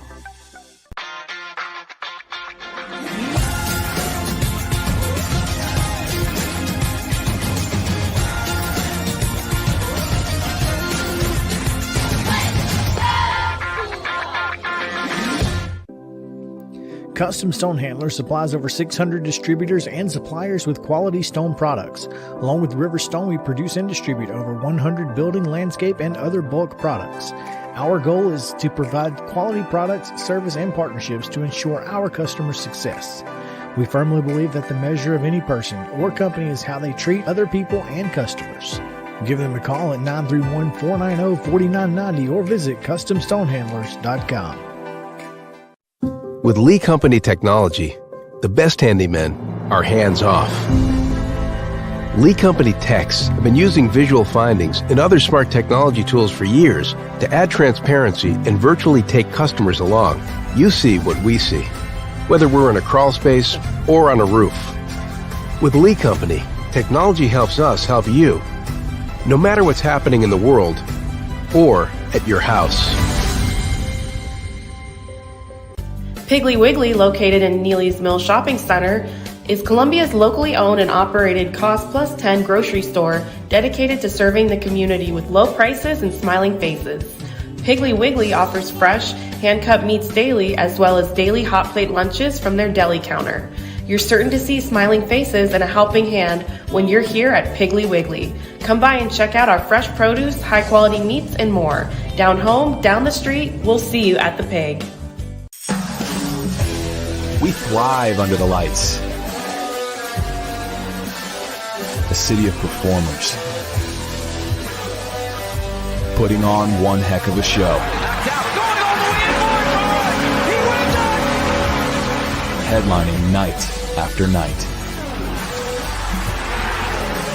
Welcome to Smashville.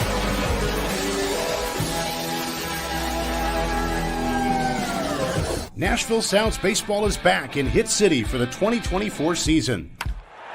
Spend your nights and weekends at the ballpark with weekly giveaways, fireworks shows, throwback deals, live music, and more. Top talent will take the field at First Horizon Park against the AAA Minnesota Twins, Baltimore Orioles, Atlanta Braves, St. Louis Cardinals, Cincinnati Reds, and more. Tickets start at just $10 and are available now at NashvilleSounds.com. We will see you in Hit City.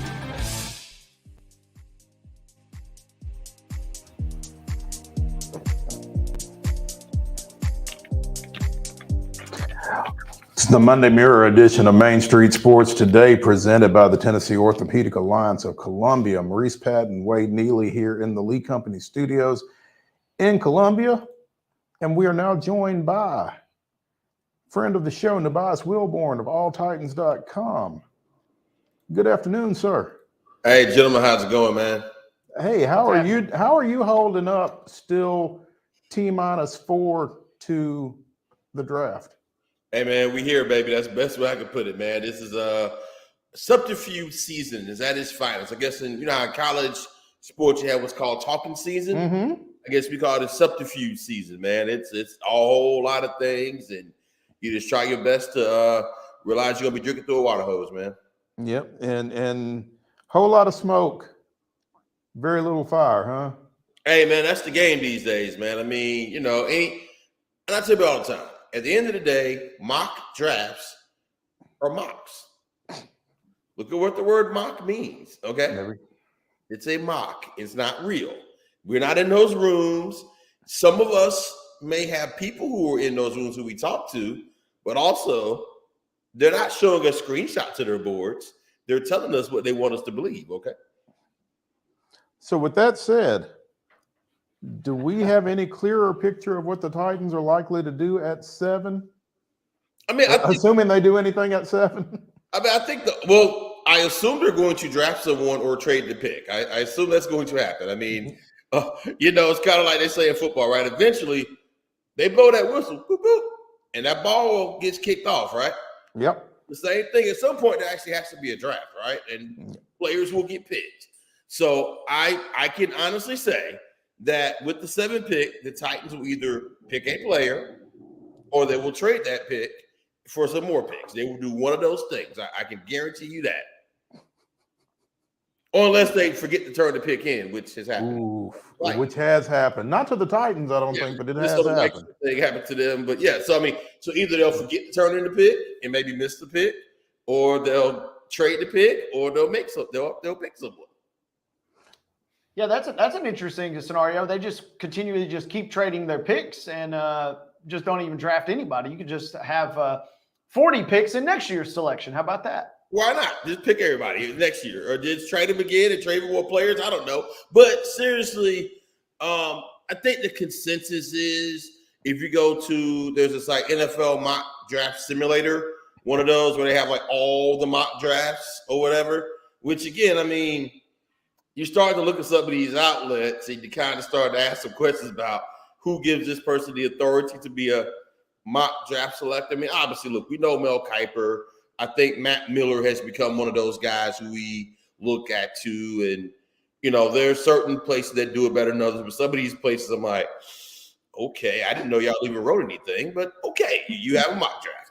But 60% of mock drafts have the Titans selecting Joe Alt. I think that's consistently been the thing. For those who don't know, that's the Notre Dame left tackle. All right, most of them have him picking him. If not him, then they look at maybe Malik Neighbors, the receiver from LSU, Romo Doones, the receiver from Washington. It's assumed that Marvin Harrison will be off the board by 7, but you never know because, again, we're basing this on what we think Rand Carthon thinks about the Titans. Okay? And I said it again. What we think Rand Carthon thinks about what the Titans need. There you go. If not Joe Alt, who? Well, I'm also saying go back to maybe Malik Neighbors, the receiver. Maybe you trade down. Maybe you look at the Olu Fashanu kid, the lineman who, oddly enough, played with Will Levis as a freshman at Penn State. Maybe you look there. Maybe you get that big old kid, Amarius Mims from Georgia. I don't know if you guys saw the picture of him. I was actually in that picture, and that man's a foot taller than me. Like, I thought it was a situation where it was at the combine, so it was like on Saturday, right? And I was like, you know, if you guys have ever been to the combine before, it's 5 days, okay? It's long session. They let the offensive linemen go last for the media stuff. So I assumed that they were turning the lights down in the building. No. That big dude was just literally casting a shower, a cloud over the rest of us, man. Wow. It's like, he was wearing all black too. I was like, Jesus Christ. But you see his face like, oh, it's a child. But anyway, my point is, you know, maybe him, maybe they get one of the other receivers like the Brian kid out of LSU or the Adonai Mitchell kid from Texas who also played at Georgia. Maybe you get him in one of the later Who also played at Cane Ridge High School. There you go. Yep. Maybe you bring him home. You know, maybe you get him, you know, I guess apparently have to keep his blood sugar up, according to some of the recent reports that have been out there. But I figured the Titans have a pretty good dietitian plan. They can keep him okay. You would think. NUBYJAS WILBORN joining us here on Main Street Sports today, presented by TOA of Columbia. NUBYJAS, there was some talk a few weeks ago, a certain tight end from a certain two-time defending national championship team apparently had expressed a desire to play his pro ball in Nashville.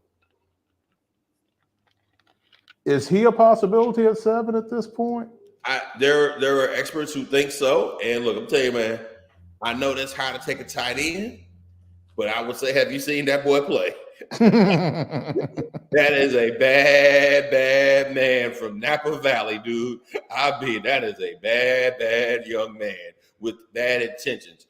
Really nice guy. Like I said, I mean, you know, but hey, it's no secret. You know, the boy definitely, like many young men, I would imagine, who maybe come from out west or the Midwest or up north, they get down and realize what the South is all about. They don't want to go nowhere. I can't blame them. I mean, it's a different life down here, man. I'm just saying.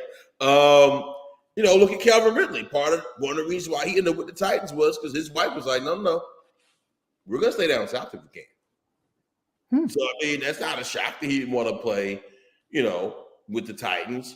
You know, I wouldn't be surprised he wouldn't play for the Falcons too. I think the Falcons are a little bit loaded at tight end. I mean, my man Tig is solid, but hey, if you could get a guy like Bowers, maybe you trade back a little bit there and then still get him a little later in the first round. I don't know. But I wouldn't be surprised if they go Bowers, depending on what happens. Because keep in mind, ain't no guarantee that Alt's going to be on the board at 7. Okay? The Chargers need a tackle too. The Giants need a tackle as well. Who's to say that they don't go take a tackle and take Alt, who we presume is the best in the draft? And they say the draft is loaded at tackle, but they say a lot of things.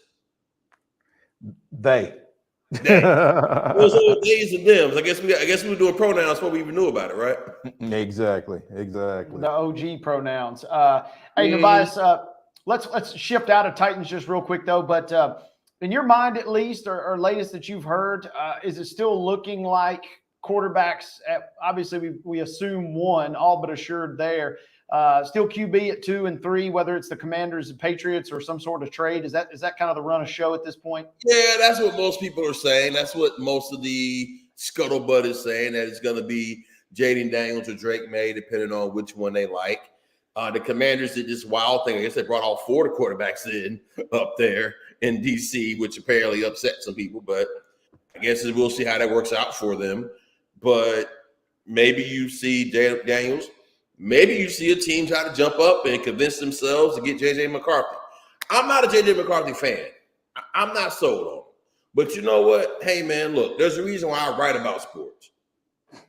And they get paid to do it. So maybe they know more than me, but I just don't see it with McCarthy. But maybe one of them teams try to jump in there to get McCarthy. So you could see anywhere between, I'd say at least 3, if not 4, maybe even 5 quarterbacks go in those early picks, which could also put the Titans in position to get a really good deal because they have nothing else. They believe they're solid with Will Levis. Now we'll see how that really works out. And I guess that leads to an interesting scenario, NUBYJAS. In your mind, what happens if that big run on quarterbacks happens and the Titans have the 2 top receivers and Alt available to them at 7? In your estimation, where do they go? Do you have an inkling one way or the other? Ooh, that's an interesting one, man, because it depends on what you believe and what they've said. Also depends on what you believe and what they've done.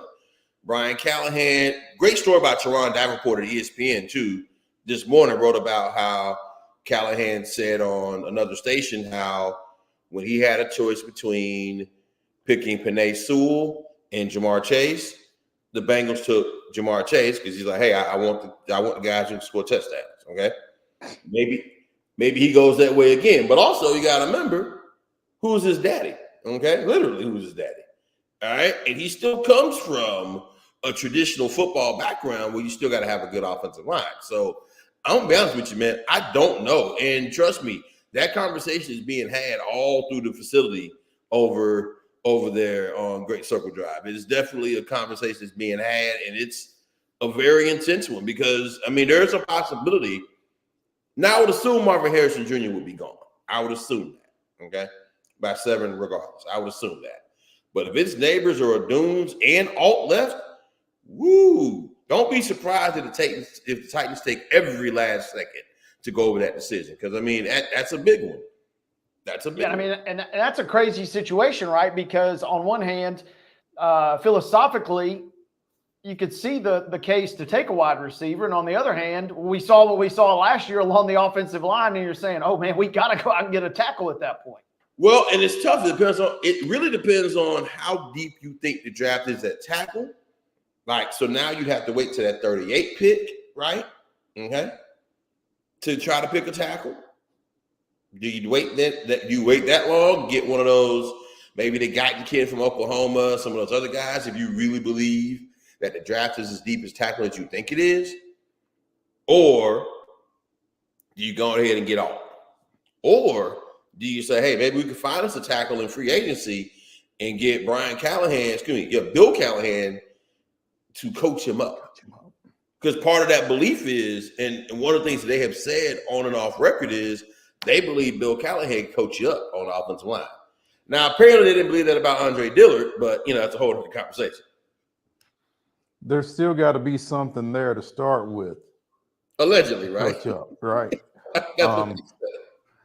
NUBYJAS WILBORN joining us here on Main Street Sports today. That scenario with both the receivers and Alt still being there at 7, would that be conducive to trading back as well then? I mean, it depends on what you get. And that's the whole thing. I think the Titans are in such a – and I'm not just saying it because I covered them. If I didn't cover them, they will be one of the more intriguing teams in this draft because they could have a lot of say-so as to what happened. One thing about Rand Carthon, I don't know if you guys have interacted with him much. He is very much a connector, dude. And I don't think he gets nearly enough credit for – I believe this. There ain't nobody Rand Carthon can't get in contact with. And there's nobody that Rand Carthon don't have at least a decent relationship with, maybe except for one local reporter, but that's a whole other conversation. Outside, as long as you're not that reporter, though, right? Oh, it ain't me, so I'm good. There you go. But outside of that, but for the most part, Carthon knows how to talk to people, and so hey man, nothing would surprise me. It would not surprise me if they trade back and see what they can get a little later. It would not surprise me to take Alt. It would not surprise me to take Neighbors or Doomsday. It would neither one of those things would surprise me. I would say out of order, I would say most likely taking Alt. I think that probably be the safest thing they could do, the wisest thing they could do based upon what they need. All right. I would say next depends on which one of those receivers. Like I doubt if Marvin Harrison Jr. drops that far, but if he does, you take him. You take that man. And be nice to his dad. Please, yes. Yeah. Careful.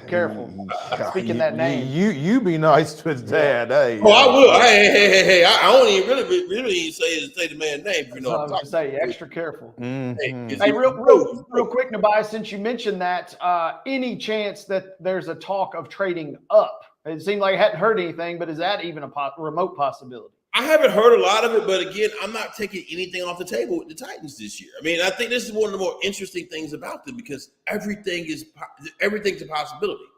I mean, maybe they get to that point and they see something they really want and they can get it, and you go get Marvin Harrison Jr. Maybe not. I mean, who knows? Because here's the thing. As good as DeAndre Hopkins is, 34, 35? Really is 29, even though he says he feels like 25. I also felt like I was 25 when I was 29 until I got a realization that I wasn't. I think most of us do. You could really use a guy like Harrison or whatever, or if it's a Doomsday or if it's Neighbors. I can see them trading up. There's a lot of things I can see them do. I think that's going to be one of the more intriguing things. If you're a Titans fan, you should be very closely attuned to watching this draft because literally anything can happen. NUBYJAS WILBORN, you can find him at NWilborn19 on a certain social media platform. I call it what you want to. You can also find his work at alltitans.com. NUBYJAS, get some rest, man, because I know this week is going to be stressful. Hey, man, we out here, baby. There's no Aaron Boomey, man. There's no Aaron Boomey, man. You saw that with Hunter Whittlestat. Don't do me like that. But outside of that, you're going to make it. Hang in there, man. We'll catch up with you. Yes, sir. Y'all be good, man. Thank y'all for having me. Thank you. Hey, when we come back here on Main Street Sports Today, presented by TOA of Columbia, it's the grab bag. And there's some interesting stuff that has come across my screen anyway here during the course of the show. So we'll delve into some of that here in the last segment when we come back to the Lee Company studio. Stay with us.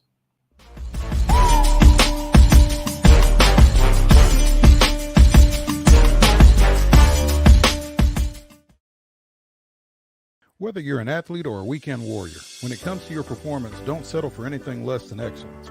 We're proud to announce that Mid-Tennessee Bone and Joint Clinic is now Tennessee Orthopedic Alliance of Columbia, where we are redefining sports medicine and orthopedics. Tennessee Orthopedic Alliance's team of expert sports medicine physicians understands the unique demands of your body. TOA Columbia specializes in personalized orthopedic care, offering state-of-the-art treatments for everything from sports injuries to joint replacements. Learn more at toacolumbia.com.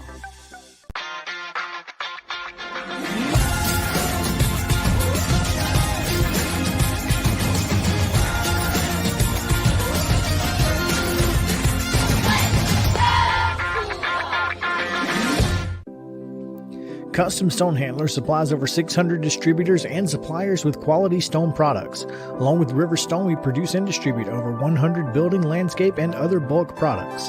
Our goal is to provide quality products, service, and partnerships to ensure our customers' success.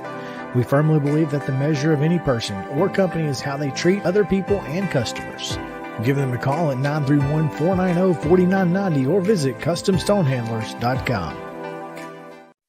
With Lee Company technology, the best handymen are hands-off.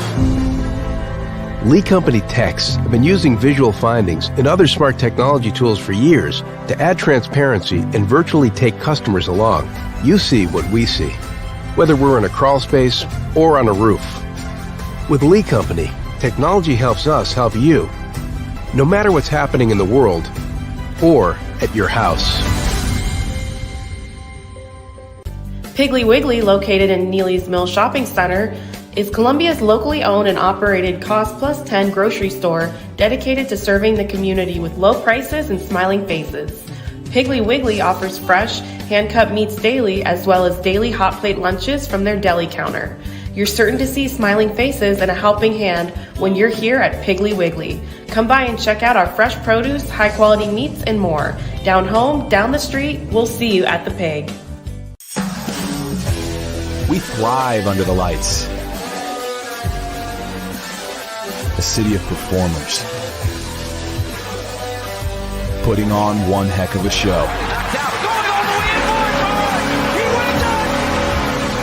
Headlining night after night. Welcome to Smashville.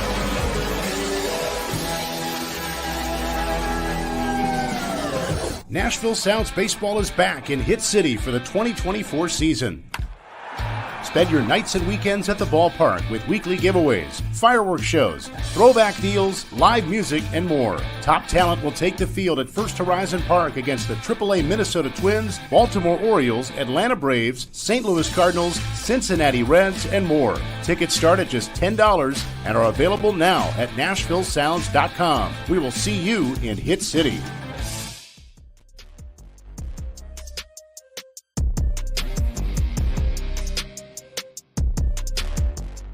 Monday Mirror edition of Main Street Sports Today, presented by the Tennessee Orthopedic Alliance of Columbia. I'm Maurice Patton. This is Wade Neely, and it's time for the grab bag. And you noticed something that I put on the run of show here in the last few minutes. It wasn't there when we started the show. That wasn't there when we started the show. Numerous media outlets are reporting that. Well, let's drop back just a second. I think you and Chris probably talked on Friday about FedEx entering a NIL partnership with Memphis late last week. It appears that will be the defining act, perhaps, or certainly the last act of Laird Veach as athletics director at the University of Memphis, because apparently he is taking the same position at the University of Missouri. So, hell of a way to go out. there you go.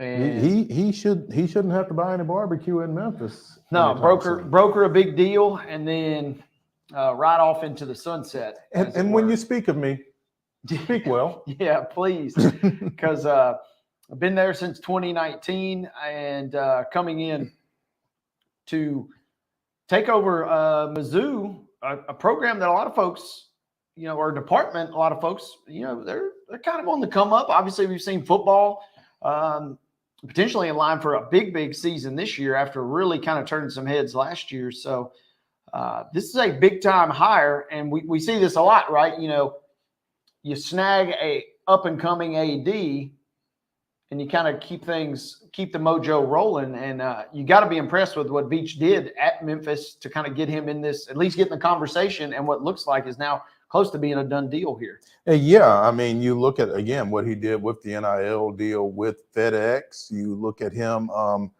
hiring Ryan Silverfield, excuse me. Yep. I should know that. Got a friend whose son plays down there, but hired him after losing Mike Norvell to Florida State.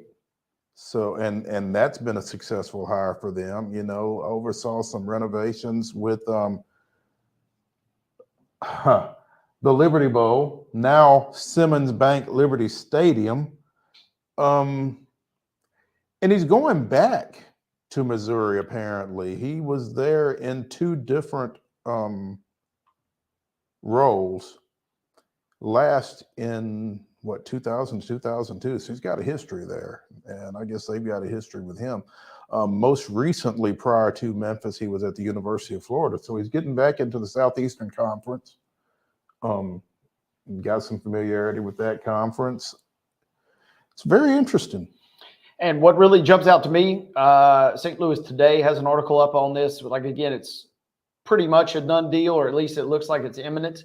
Bob Blitz, which is a great name, by the way, the UM system curator who chaired the search committee, said number one on our list was the ability, or is the ability, to raise money. I mean, we literally just talked about on the show Friday about this massive deal with FedEx and how Memphis is situated very nicely now for their NIL agreement.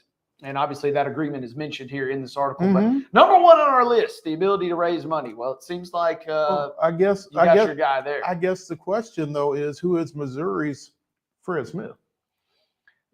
Yeah, you know, we joked, and I mean, it's true, obviously, but not every program has a Fortune 500 company just sitting in their backyard. Literally, so yeah. That does diminish the deal a little bit, but yeah, it seems like a chance to go home, a chance to take over a program that's kind of turning some things around. So this will be a interesting hire as the world of college athletics turns. And then obviously the question will be, where does Memphis go now? That is obviously the question. And I don't have enough of a feel for that program or for the athletics director landscape. To me, my immediate hazard a guess. Yeah, my immediate thought would be they probably have an internal candidate that is maybe chomping at the bit because, I mean, how many times do we see, the top dog gets the lion's share of the credit, but there was somebody beneath Veach that was putting in a lot of legwork on that deal as well. Yeah. Will be interesting to keep an eye on for sure. Wade, you are significantly more of an NBA fan than I am. We mentioned Damian Lillard and his performance, and the playoffs are underway. You know, I did not understand the entire play-in situation, and I wasn't really available to keep up with it anyway, but what are your thoughts here as we get hard and heavy into the opening round after we've gotten past the play-in portion of the postseason? I had almost every game on at some point this weekend, but I didn't really get to dig deep in the weeds on a lot of them.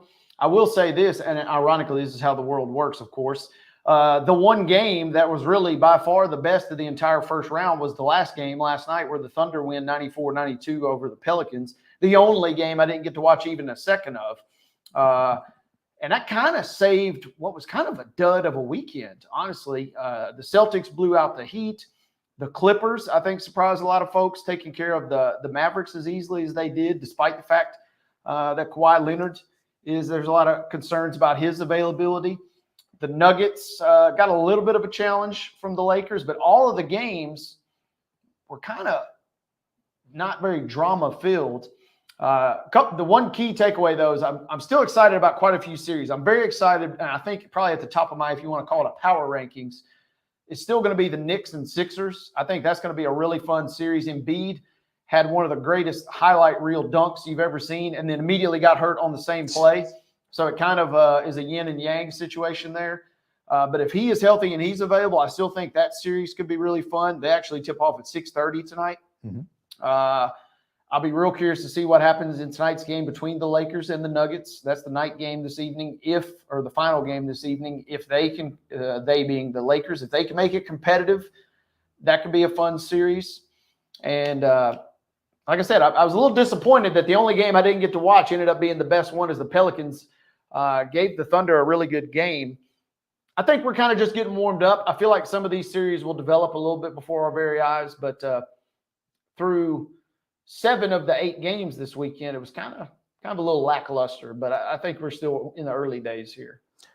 I guess one of those lackluster games was that Saturday matchup between Cleveland and Orlando. The Cavaliers went in 97-83. I would imagine there's a little local interest there with former Brentwood Academy standout and former Vanderbilt guard Darius Garland playing for the Cavs. But, you know, that one kind of feels like it's a little under the radar just because it's Cleveland and Orlando. And that was kind of the joke heading into the postseason, was that that's going to be the NBA TV series of the postseason. the one that nobody really gets to watch, the one they kind of just stash away, kind of like the Saturday afternoon NFL playoff game on ESPN that the Titans or the AFC South has kind of been prone to play in over the years. You mentioned Garland, though. He had a great game on Saturday, 14 points and 8 assists. That kind of caught me a little off guard because Orlando is a really, really good defensive team. And that was kind of a blowout, really. I mean, the score, they lost by 14, but the score really kind of was almost not as indicative as Cleveland jumped on them early. And that kind of threw me for a little bit of a loop because I think a lot of NBA insiders had said the Magic would be a team to maybe go on the road and win a couple games in that series and maybe even win the series. But yeah, Garland played well this weekend, and they got a big night from Evan Mobley, who had 16 and 11. Jarrett Allen is just a crazy rebounding machine. He finished with – I love when these stat lines pop up. He had 18 rebounds and 16 points. So, I mean, he was close to 20 and 20. That one's going to be fun. Tonight, like I said, the games that I'm just going to be probably glued to almost every game the Sixers and the Knicks are playing. And if Embiid is healthy, I think there's still a glimmer of hope for Philadelphia. But if he's not healthy, I think you can pretty much scratch that one. At least there's a chance of Embiid being healthy. He came back and played and, did reasonably well in the second half. But when that injury happened, you kind of almost thought about it was the Derrick Rose situation where he went down in Chicago, many years ago. So props to Embiid for coming back. But if he can play at his usual level, I think it could be a series again. The end. That's a 6:30 tip-off tonight. Embiid may play. Jimmy Butler won't play.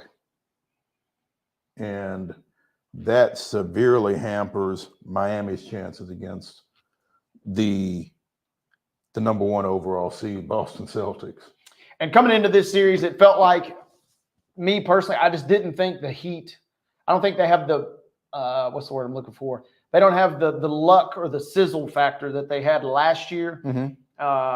I know they're still a quality team, but I don't think they're going to – the only real chance for them to win the series in my mind was if Boston kind of came out and laid an egg, and they were the number 1 seed this year for a reason. I don't anticipate them dropping too many games in general in this series, but especially obviously if Butler's not coming back, and it doesn't look – we're just that playoff Jimmy, that run from last year. I don't, as great of a player as he still is, I think that was lightning in a bottle last year, and we're not going to get that level of play from him if obviously he's even playing anymore in this series. But and it sounds like he's not. Yeah, and if they shut him down for more than a couple games, obviously this will be a sweep, or at least a gentleman's sweep at that point. A gentleman's sweep. I like that.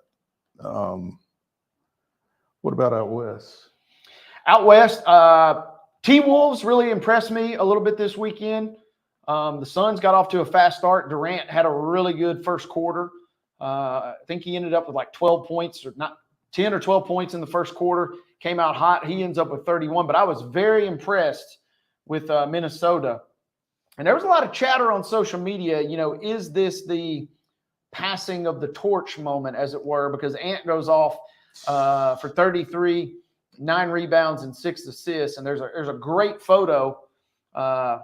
We can't play the video, especially with the audio that accompanies it. Ant just absolutely giving the screws to Durant coming back down the court with some choice words, and you can tell Ant's having fun out there. And the question is this kind of a passing of the torch? And it may not necessarily be a passing of the torch. It might be Anthony Edwards just grabbing the torch. Yeah, just taking it. He balled out on Saturday. And Phoenix, I thought, would give a pretty good series to Minnesota. Just mainly, I wasn't sure that Minnesota was ready for the moment, but man, they delivered. They got a massive win, 120-95 on Saturday. So I'm not really changing too much of my outlook coming in, except for maybe that series. Minnesota maybe impressed me a little more than I was anticipating. So I wouldn't be surprised to see them continue taking care of business as that one resumes tomorrow. That's the 6:30 game tomorrow night. We just got done talking a little NFL/Titans/draft with NUBYJAS Wilborn. Right before we went on the air, Wade, we briefly discussed a trade. Zach Wilson is no longer a New York Jet. And I'm sure New York Jet fans are pretty excited about that. But the Jets were able to get a 6th-round pick and a 7th-round pick for this weekend's draft from Denver in exchange for Zach Wilson. I mean, as a Jets fan, I'm taking that. Obviously, I don't necessarily know what the plan is if Rodgers gets hurt again, but it seemed clear they were ready to move on from Wilson. And the fact you were able to get a little something for him, that's better than nothing. So I hate to see him go. You know, I wish him the best. I was one of the last holdouts thinking he might somehow turn it around, but last year, you know, signed that certificate there, so to speak. So kind of shocked that they got that much for him, to be honest. Yeah.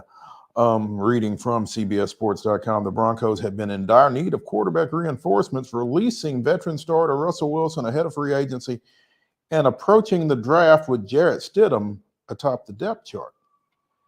Denver could still be in the market for an early round investment at the position in the 24 draft, owning the number 12 overall pick. The Jets, meanwhile, effectively signaled the end of Wilson's career when they signed journeyman Tyrod Taylor to serve as Aaron Rodgers' top backup earlier this offseason. So that's where they're going. Fare thee well, and it's Wilson is crazy enough that, and obviously who knows what the Broncos are going to end up doing, but all the chatter looks like they're going to take a quarterback, whether they trade up or not. He's still crazy enough and got that dog in him enough, if you will, that he thinks he could compete to be a starter. So that will be an interesting camp going into this with him, Stidham, and whoever they bring in. Yep. Yeah. CBS Sports gives the Broncos a C+ for this trade. Gives the Jets a D+. And, you know, I'm kind of like you. They knew Zach Wilson was done there, and the fact that they were able to get two draft picks for him, I think that warrants more than a D. That's what I'm thinking. They weren't going back to Wilson again, and everyone anticipated his eventual exit. So getting literally anything in return is a win. But still, on these deals, the dealing team can hardly be credited. This makes 2 straight quarterbacks the Jets had drafted in the top 3 and then dumped 3 years later, going back to Sam Darnold.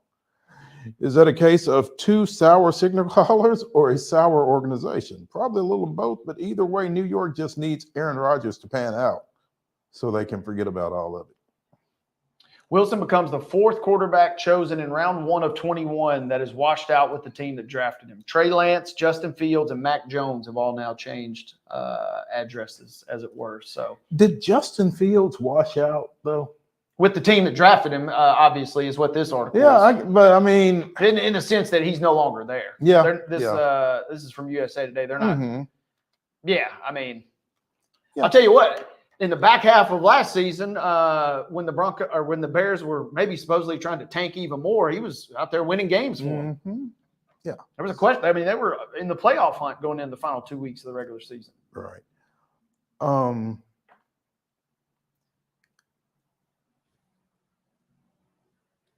Transfer portal news. Larry Nerd to St. Louis. He gone. Did y'all get to talk about that? Did I miss that? I don't remember when. Just talked briefly in the sense that, kind of like Joe said the week before, that it would have been a big shock if he ended up anywhere else. Yeah, but not formalized. Fare thee well, Larry Nerd. Should be interesting seeing him in the A10 next year. There's a story up on the website at mainstreetmurray.com. Williamson County girls flag football closed its regular season yesterday. The Page Patriots went 8-0 and will be the number 1 seed in the tournament that will take place at 2 sites. On Sunday, they will play at Centennial and at Franklin. And it's a little bit of a dubious honor for the Patriots being the number 1 seed in that tournament, since neither of the number 1 seeds the previous 2 years have won. So, Buyer beware. exactly. So, I hear the music. We survived. Yeah. Come back with us tomorrow here on the Top 5 Tuesday edition of Main Street Sports Today, presented by POA of Columbia. We should have Chip Walters, and who else? I don't know. We'll see. Check us out, 2 o'clock tomorrow. We'll see y'all.